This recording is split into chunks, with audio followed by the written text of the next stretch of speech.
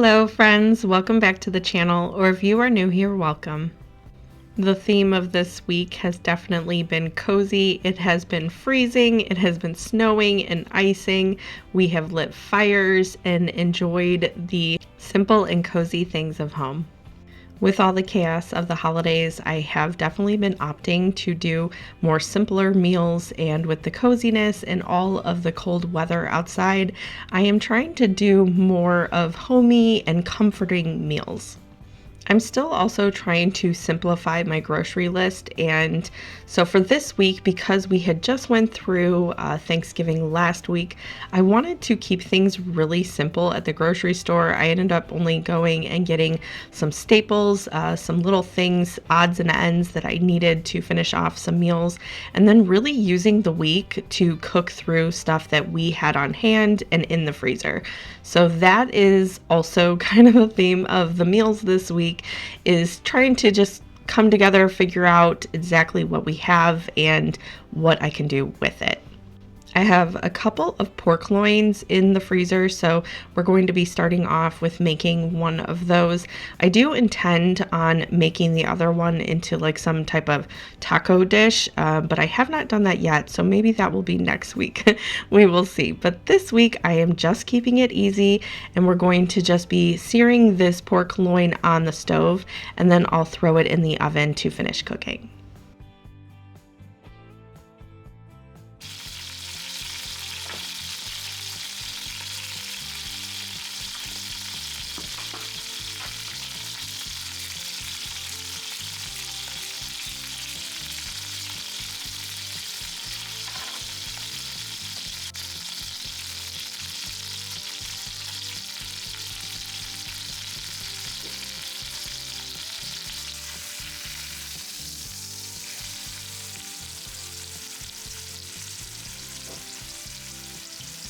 I used very simple ingredients.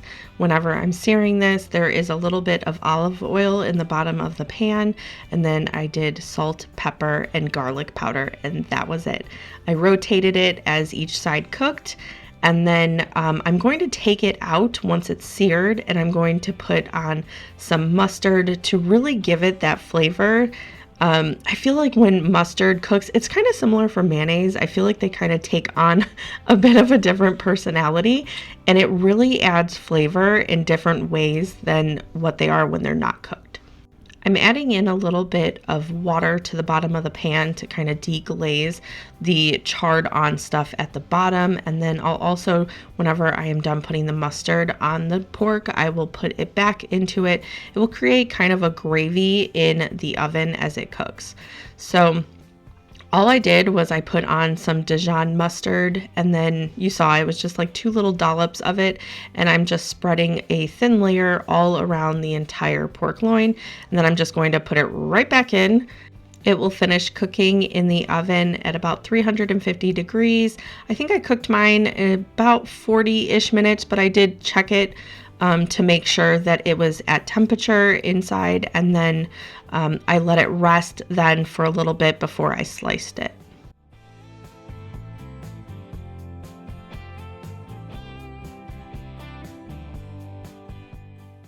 Is it just me, or is everyone also tired of mashed potatoes at this point? We had a ton of mashed potatoes. I want to say I was using a lot of potatoes last week or the week before for Thanksgiving, and I was just kind of just without thinking making mashed potatoes for a lot of sides for meals. And then we had Thanksgiving where there was mashed potatoes, and then we had more family events where there was mashed potatoes, and I'm just really over mashed potatoes.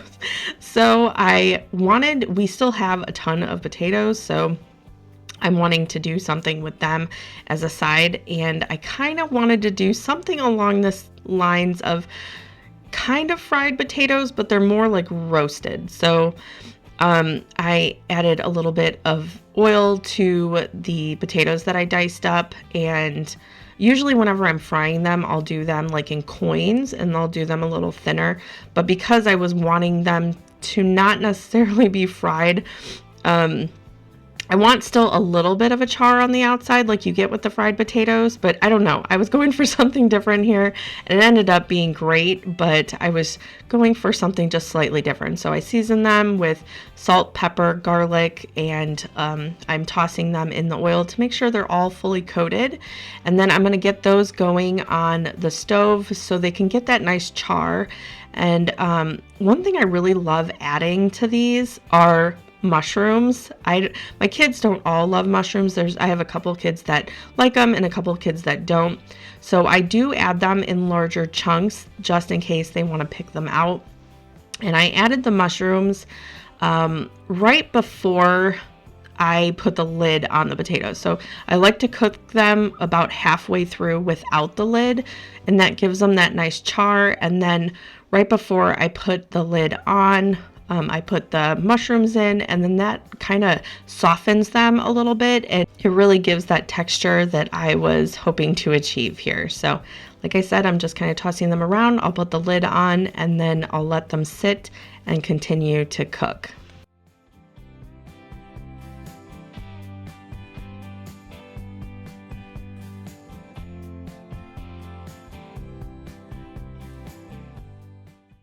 I topped mine with green onions. I know my mom, and sometimes I do this, I'll cook them with like white onions diced up, but I didn't do that this time.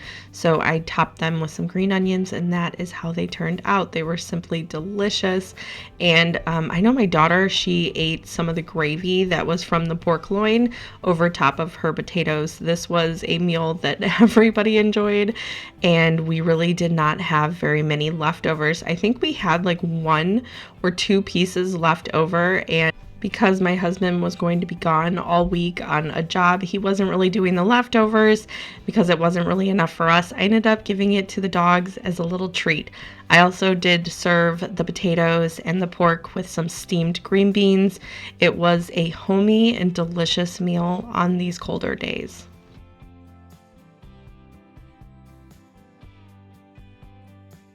I talked a little bit in my last video about how I have been waking up, even though it's super cold in the morning, I have been waking up really early.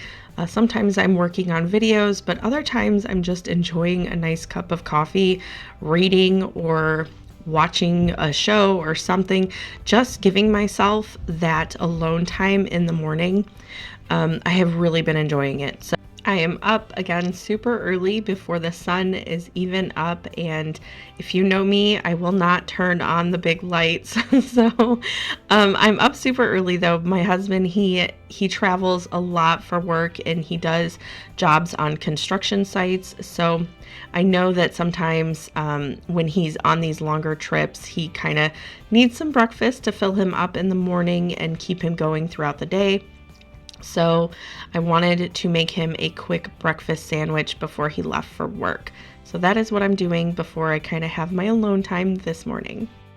I often will buy a large pack of bacon or ham or sausage, and even if I don't need it all in one recipe, I'll make the entire thing at one time. That way I can come back to it and use it throughout the week for quick breakfast sandwiches or in other recipes. So I like having it on hand for reasons like this. If you're wondering why I broke the yolk, I figured it was a lot easier to eat for him on the go. So that is why I broke the yolk. My daughter, she likes yolky eggs, and they're just so messy. So I was trying to avoid that, make it a little bit easier while he was eating on the go.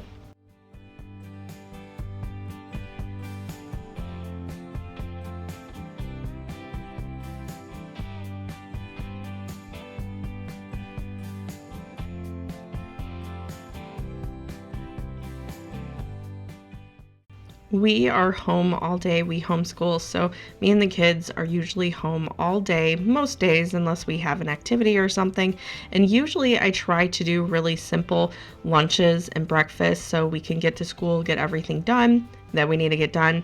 But I noticed that I completely forgot I had this rotisserie chicken in the fridge and I needed to use it up. So I'm going to kind of put in a little bit more effort than I usually do for lunches, and I'm going to put it in the oven just to kind of warm it up, And then I'm going to make some crunchy oven tacos. And honestly, this is a really great meal to do. Even if you don't have like a rotisserie chicken, you can do any kind of chicken or beef, anything you're wanting with this. But it makes a really quick meal, and it's good for those really busy weeknights too.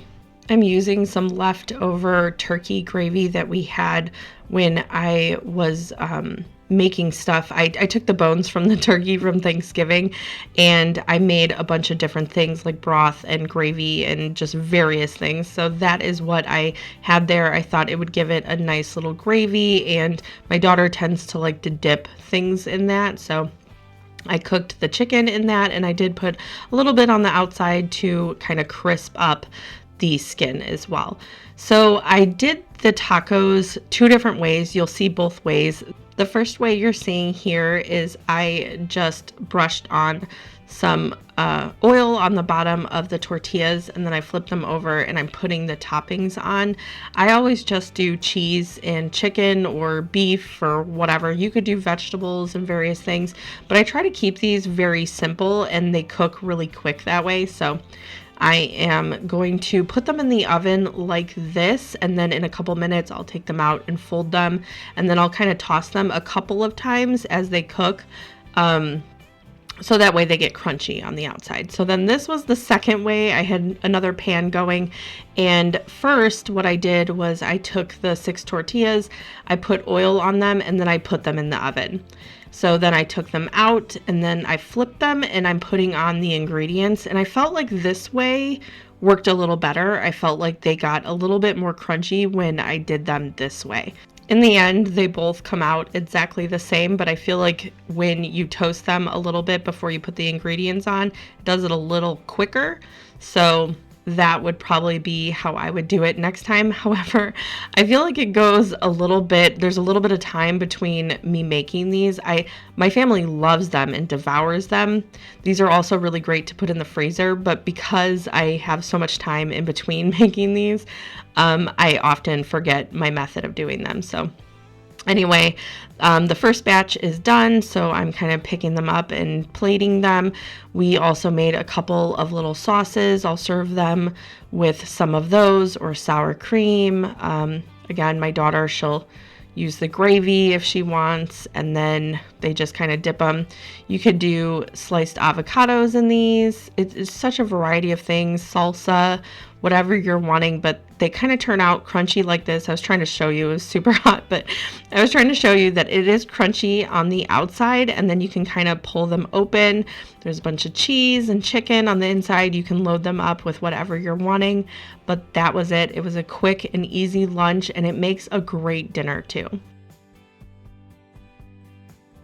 Okay, so this is the same day. This is for dinner, and because I need to use up the rest of that rotisserie chicken, I decided to make this meal, and I honestly don't even know what to call it. If you have a name for this, if you've made this, I'm sure many people have made it. I started making this when I was younger. My mom traveled a lot when I was younger, and so we got creative with dinners and everything while she was gone.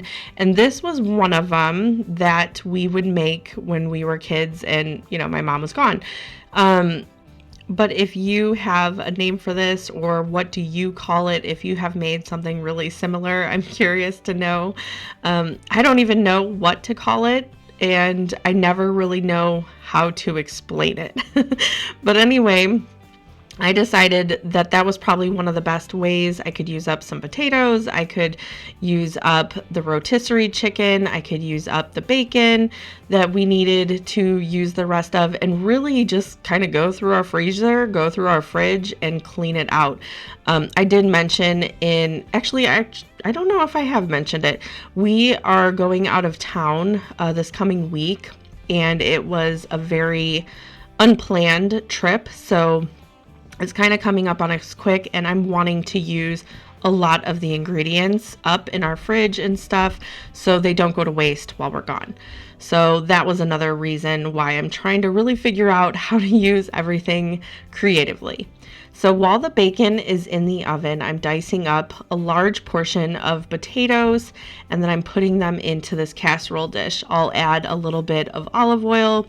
I bring back some of the turkey gravy and I kind of mix in a couple dollops of that. You can get really creative with this dish though. I know that we have done like a packet or maybe half a packet of the ranch seasoning. So if you're wanting that like bacon, chicken, and ranch type of vibe, you could add that to it. But really, you could be so creative. I've added green beans. You can add a variety of vegetables. And then it really just, bakes in the oven low and slow. So like I said, am tossing these around. I'm going to add some salt, pepper, garlic, and I think I also do a little bit of onion powder. So I'm adding those in. I'll add in the turkey gravy, again, just a little bit of that, and then mix it up. I'll add the chicken back in. I think I actually wait a little bit for that now that I'm thinking about it. I wanted to cook some of the potatoes down and I didn't want to just dry out the chicken. And so I believe I actually cooked the potatoes a little bit before I added in the chicken.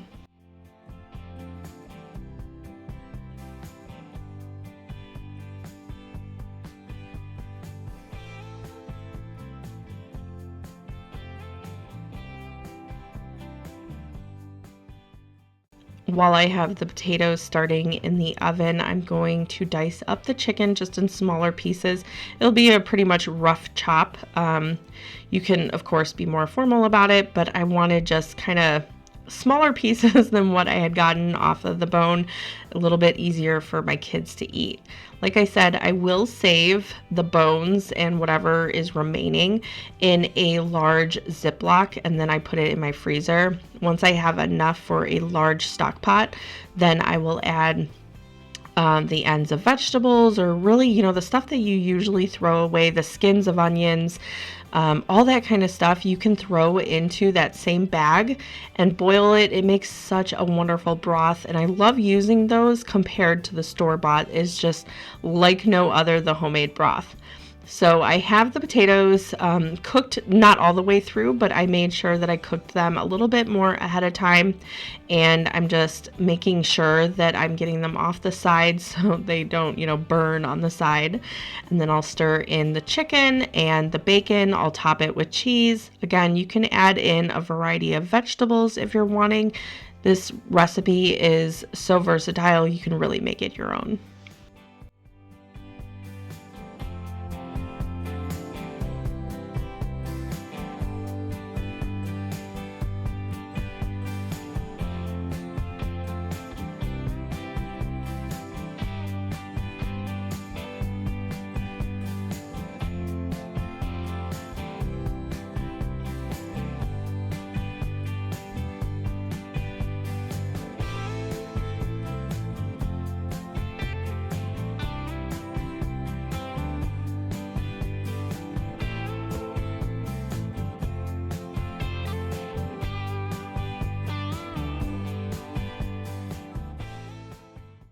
If you're on a little bit of a time crunch, you can also cook this entire dish with foil on top of it. It really helps keep all those flavors in, and it steams them a little bit quicker. So you can cook it with foil, but I always like to do at least the first half of it without the foil, because I like getting those little crunchier pieces of potato as it cooks. So if you are on a time crunch, you can put foil over this and it will cook a lot faster. But if you're wanting some of those little crunchier pieces of potatoes, I suggest cooking it halfway through without the foil on it.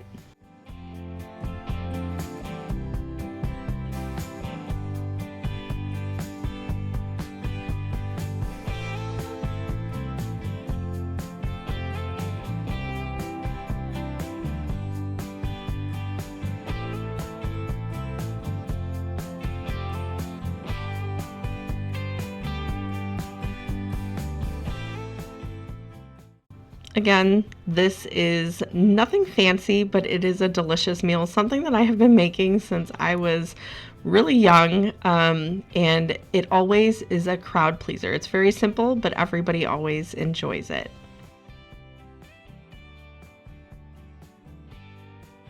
Speaking of a childhood favorite, I decided pretty early on this week that I was going to be making goulash.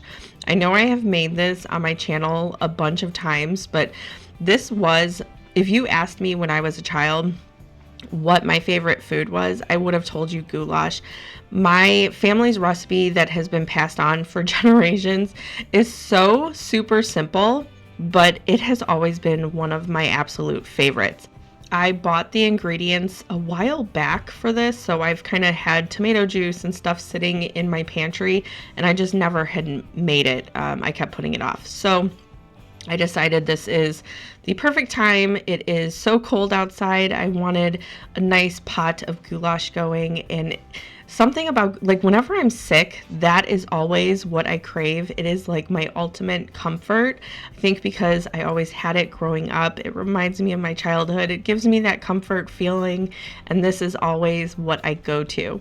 So I love a lot of celery in mine, and I know that that is not for everybody, but I just loved cooked celery. I like it raw too, but it is my favorite in soups and pastas, and I just love celery, and I'll add it wherever I can find room for it.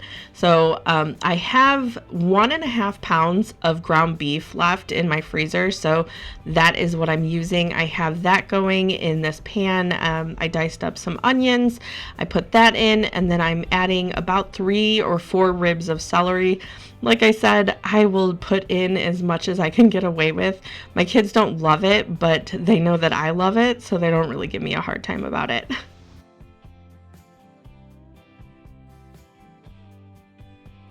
And I don't know if this is the case in other households, but it never fails. Like, while I'm making dinner almost every single day, my kids, my husband, everybody wants a snack. And so a lot of times they will actually refer to like chips and salsa, and it just never fails. So I am making kind of a little veggie tray. I'll put that out with a couple different things that they can dip the stuff in. But while dinner is going, it is such an easy dinner. It's one of those where it's not like a you can cook and forget type of thing, but it is really slow and so super simple. So I'm making just a little veggie tray, cutting up a couple of veggies that we have that we can get rid of, and putting them out because I know that someone will wander in wanting to have a snack before dinner.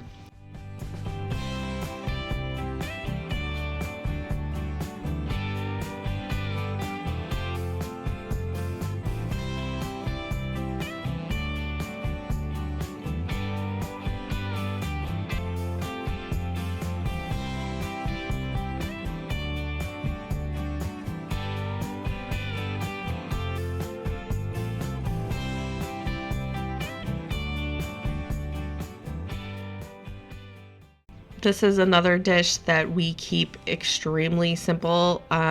So as far as seasonings, we just do salt and pepper. You can obviously add whatever ones you like. I know Italian seasoning sounds pretty good, but I pretty much follow a similar recipe that I have just made my entire life with this, aside from the celery. That is something that I started adding as an adult.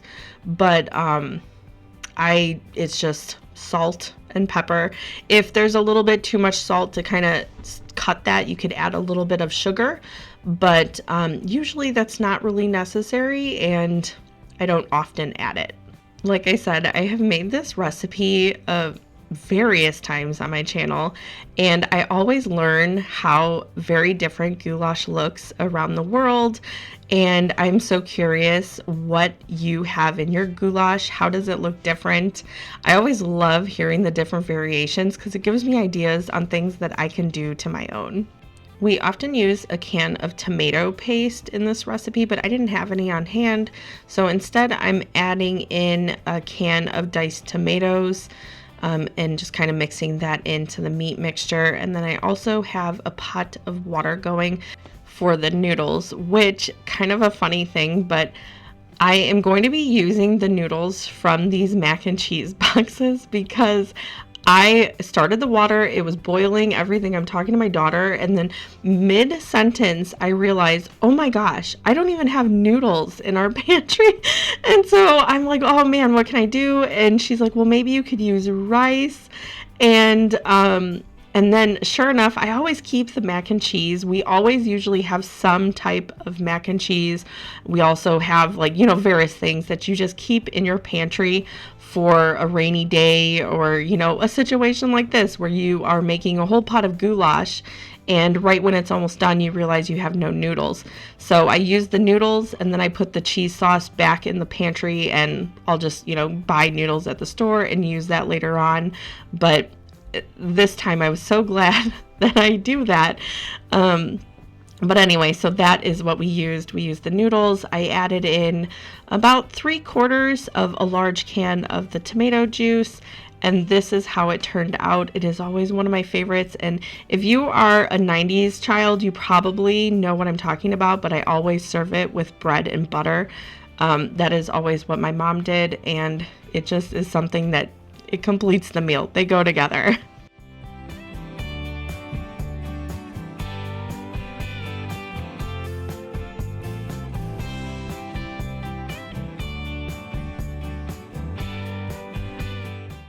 Now that we are at the very last meal that I made this week, I'm starting to realize that this entire video, I basically did my childhood favorites.